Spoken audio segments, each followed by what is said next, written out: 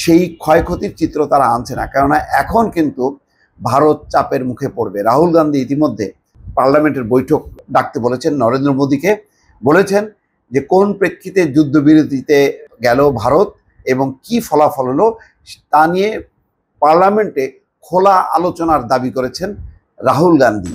আসসালামু আলাইকুম দর্শক, এখন বিতর্ক পাকিস্তান ভারত যুদ্ধবিরতির জন্য যুক্তরাষ্ট্রকে কে প্রথম অনুরোধ করেছে, ভারত নাকি পাকিস্তান? যুক্তরাষ্ট্র সহ মধ্যপ্রাচ্যের শক্তিধর দেশগুলো যারা সমঝোতা করার জন্য উদ্গ্রীব ছিল, ইরান, সৌদি আরব, চীন, এই দেশগুলোকে বিশেষ করে মার্কিন যুক্তরাষ্ট্রকে কে অনুরোধ করেছে? ভারত বলছে পাকিস্তান, পাকিস্তান বলছে ভারত।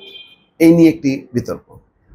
তবে ঘটনাগুলো পর্যালোচনা যদি করেন তাহলে দেখা যাবে যে পাকিস্তান যখন নাকি নতুন একটি নাম দিয়ে অভিযান শুরু করলো, ভোরবেলায় বিকেল 5টার সময় যুদ্ধবিরতির জন্য অনুরোধ আসলো মার্কিন যুক্তরাষ্ট্র থেকে।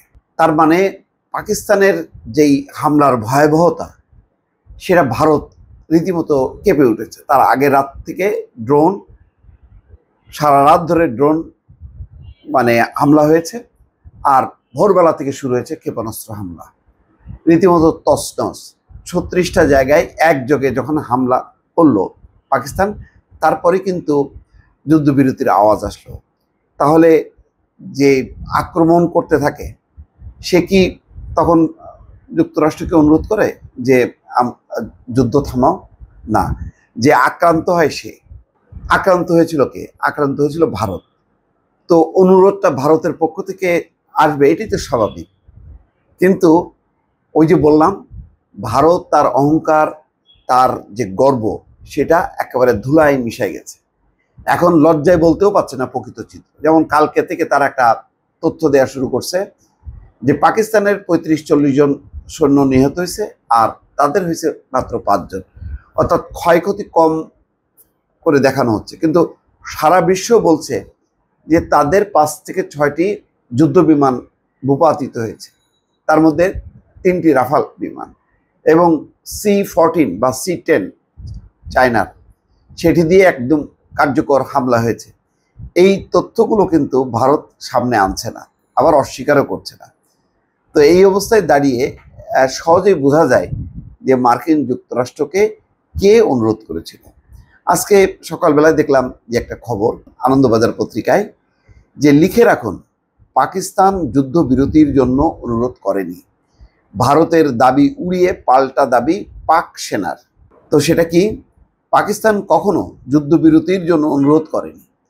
সে দেশে সাংবাদিক বৈঠকে এমনটাই দাবি করেছেন পাকিস্তান সেনাবাহিনীর মুখপাত্র লেফটেন্যান্ট জেনারেল আহমেদ শরীফ চৌধুরী। তার এই বক্তব্য প্রকাশিত হয়েছে পাকিস্তানের সংবাদ মাধ্যম ডনে। রবিবার ভারতীয় সেনাবাহিনী জানায়, অপারেশন সিঁদুরে শুধুই পাকিস্তানের জঙ্গি ঘাঁটি ধ্বংস করা হয়েছে, কিভাবে পাকিস্তানের হামলার চেষ্টা ব্যর্থ করা হয়েছে তাও জানিয়েছে ভারতীয় সেনা। যদিও পাকিস্তান সেনা সাংবাদিক বৈঠক করে উল্টো তথ্যই প্রকাশ করেছে। ভারতের অভিযোগ উড়িয়ে বারবার দাবি করেছে এই দেশের সেনা অভিযানে পাকিস্তানের সাধারণ মানুষের প্রাণ হারিয়েছে। তাদের আরও দাবি, পাকিস্তানি সেনার আঘাতে ভারতের কয়েকটি বিমান ঘাঁটি ধ্বংস হয়েছে, ক্ষতিগ্রস্ত হয়েছে। পাকিস্তানের সঙ্গে শনিবার যুদ্ধবিরতির কথা ঘোষণা করেছে ভারতীয় সেনা। তার আগে সামাজিক যোগাযোগ মাধ্যমে পোস্ট দিয়ে দুই দেশকে অভিনন্দন জানিয়েছেন মার্কিন প্রেসিডেন্ট ডোনাল্ড ট্রাম্প। আমেরিকার সংবাদ মাধ্যমগুলো জানিয়েছে কিভাবে দুই দেশের মধ্যে মধ্যস্থতা করেছেন ট্রাম্প প্রশাসন। এই আবহে জল্পনা তৈরি হয়েছে যুদ্ধবিরতির জন্য কোন পক্ষ প্রথম দাবি তুলেছে। ভারত যেভাবে পাকিস্তানের হামলার চেষ্টা ব্যর্থ করেছে, তাতে কোণঠাসা পাকিস্তানি এই দাবি তুলেছে বলে অনেকে মনে করছেন। এটা হলো ওদের গণমাধ্যমের কথা। পাকিস্তান রবিবার দাবি করেছে তারা যুদ্ধবিরতির জন্য কোনো অনুরোধ করেনি। পাকিস্তান সেনাবাহিনীর লেফটেন্যান্ট জেনারেল চৌধুরী বলেন, লিখে রাখুন যে পাকিস্তান যুদ্ধবিরতির জন্য অনুরোধ করেনি। তবে তিনি এও জানিয়েছেন যে পরমাণু শক্তিধর দুই দেশের মধ্যে যুদ্ধের জায়গা থাকতে পারে না। আসলে ভারতের যেই আর্থিক ক্ষয়ক্ষতি, এটা অপূরণীয়। কেউ বলছে 10,000 কোটি টাকা, কেউ বলছে 20,000 কোটি টাকা। সেই ক্ষয়ক্ষতির চিত্র তারা আনছে না, কেননা এখন কিন্তু ভারত চাপের মুখে পড়বে। রাহুল গান্ধী ইতিমধ্যে পার্লামেন্টের বৈঠক ডাকতে বলেছেন নরেন্দ্র মোদীকে, বলেছেন যে কোন প্রেক্ষিতে যুদ্ধবিরতিতে গেল ভারত এবং কি ফলাফল হলো তা নিয়ে পার্লামেন্টে খোলা আলোচনার দাবি করেছেন রাহুল গান্ধী। এখনো পর্যন্ত কিন্তু বিজেপি চুপ করে বসে আছে, তারা পার্লামেন্টে এই নিয়ে আলোচনা আর দ্বার উন্মোচন করতে চাচ্ছে না। যখনই উন্মোচন করবে তখনই বিরোধী দলগুলি বলবে যে এই ক্ষতি হয়েছে, কি হয়েছে, প্রকৃত তথ্যটা আমরা জানতে চাই। কেন পাকিস্তানের কাছে এইভাবে নতজানু হলো ভারত, কেন যুদ্ধবিরতির প্রস্তাবে তড়িঘড়ি করে রাজি হলো, কেন যুদ্ধটা চালায় গেল না ভারত।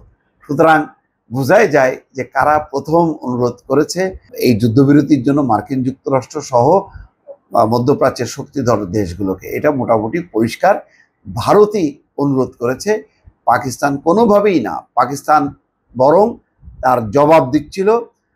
প্রথম যে হামলা করেছিল ভারত, তার পাল্টা প্রত্যাঘাত করছিল এবং তারা বলেছে যে আমরা কাপুরুষের মতন হামলা করব না, আমরা দিনের আলোয় বিশ্ববাসীকে জানিয়ে আমরা হামলা করব। এবং ভারত জানে যে পাকিস্তানের পেছনে কারা শক্তি যোগাচ্ছে, ফলে তড়িঘড়ি করে তারা এই যুদ্ধটা বন্ধ করেছে। এর যদি 1 সপ্তাহ 2 সপ্তাহ বিস্তৃত হতো তখন কিন্তু ভারত একেবারে এলোমেলো হয়ে যেত। দর্শক ভালো থাকবেন, আল্লাহ হাফেজ।